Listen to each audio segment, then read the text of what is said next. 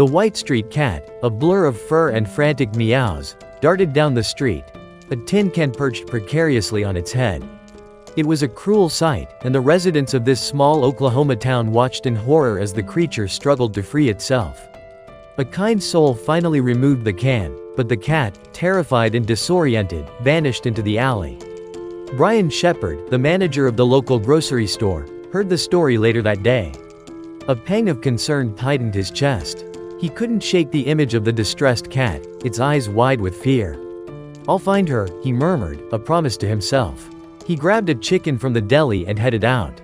He spent the next few hours scouring the alleyways, his voice calling out softly.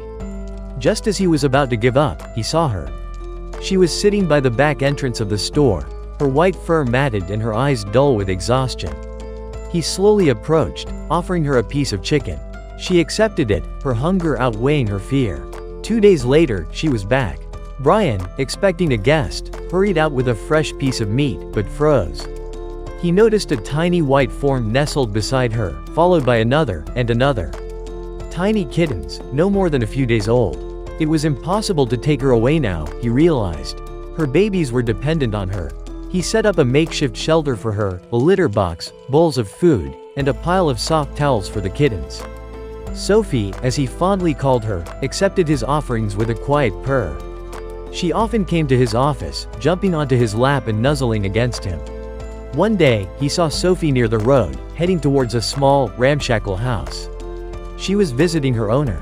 The realization hit him like a punch in the gut. Sophie had a home, a family.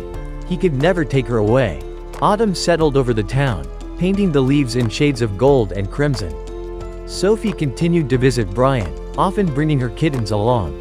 He watched as they played, their playful antics filling his office with warmth. He learned that Sophie's owner was an elderly woman who was struggling to take care of both herself and her cat. One day, Sophie arrived with only 3 kittens.